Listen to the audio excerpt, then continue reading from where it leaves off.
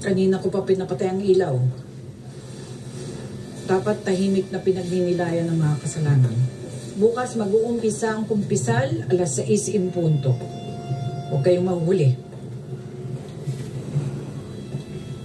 Piga. Pikit.